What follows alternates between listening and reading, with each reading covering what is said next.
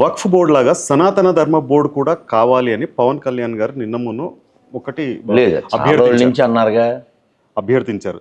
దాని మీద మీ స్పందన ఏంటి? అది ఉండాలా, ఉండొద్దా, ఉంటే ఎలా ఉండాలి? వాస్తవానికి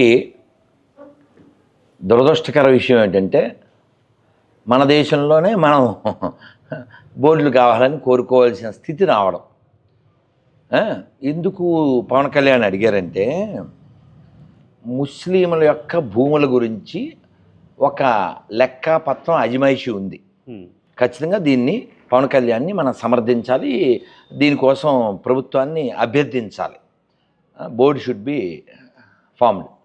అయితే పవన్ కళ్యాణ్ అడిగింది అందరి తరపున అడిగారు, హిందువులు అందరి తరపున. ముస్లింల భూముల్ని ఏ ప్రభుత్వం ముట్టదు, క్రైస్తవుల భూమిని ఏది ప్రభుత్వం ముట్టదు. కానీ ఏదైనా గవర్నమెంట్ వస్తే ఇళ్ళ పథకాలు ఏమన్నా ఉంటే అన్నవరం టెంపుల్ ఇవో మన కింద ఎన్ని ఉన్నాయి, 906 ఎకరాల, ఒక 100 ఎకరాలు, ఈ సింహాచలం భూములు ఎన్ని ఉన్నాయి? అసలు ఆ భూములు ఎందుకు ఇచ్చి ఉంటారు? అప్పట్లో దేవాలయం పోషించబడ్డానికి, తద్వారా ధర్మం రక్షించబడ్డానికి. వీడెవడు తీసుకోవడానికి?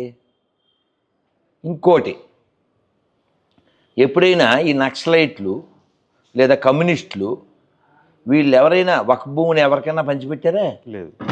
దేవాలయాల భూమిలో జెండాలు అయిపోతుంటారా? అవును. ధైర్యం లేదు కదా అక్కడ దగ్గర. నేనేమంటానంటే మన స్థలాన్ని ఆక్రమించేవాడు తప్పు కాదు అంటాను నేను. ఎందుకని? మనకు చేత కాదు కాబట్టి.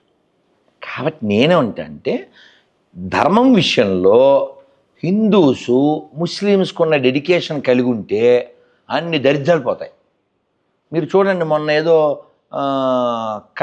యాత్ర అని జరిగింది కావిడితో, మధ్యప్రదేశ్లో ఎక్కడో.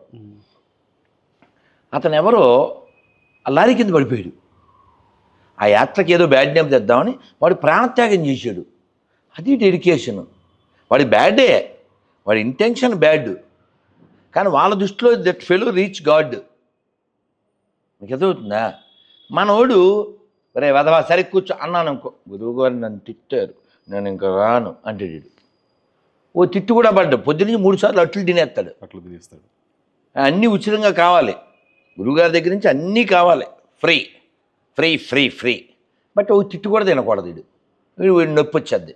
సో ఇలాంటి లో వీక్ మైండెడ్ హిందూస్ ఉన్నంతకాలం ఇలా ఉంటుంది. ఇంకో విషయం ఏంటంటే బోర్డులు, కబోర్డులు ఇవన్నీ ఎప్పుడు పనిచేస్తాయంటే స్ట్రాంగ్ హిందూస్ రూల్ చేస్తే పనిచేస్తాయి.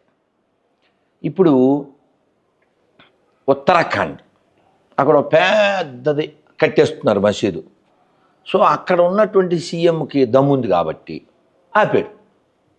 అది అక్రమంగా కడుతున్నారు, ఆపాడు.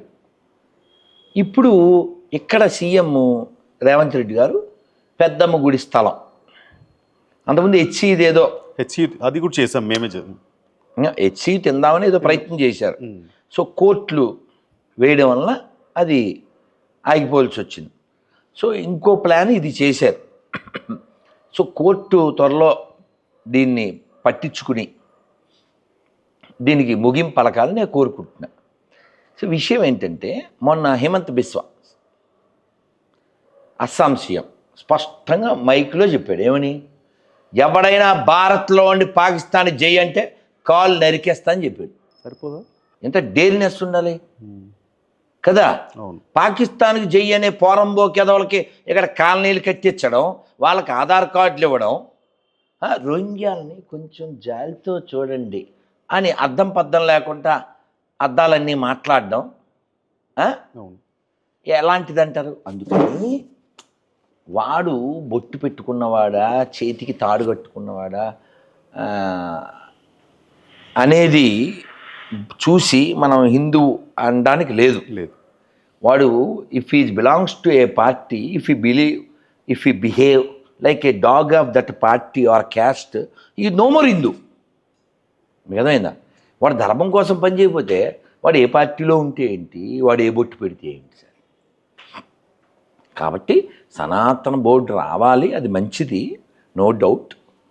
ఆ విషయంలో పవన్ కళ్యాణ్ మాట ఖచ్చితంగా అవశ్యం అది నెరవేరాలి. కానీ దాన్ని అప్లై చేయాలిగా.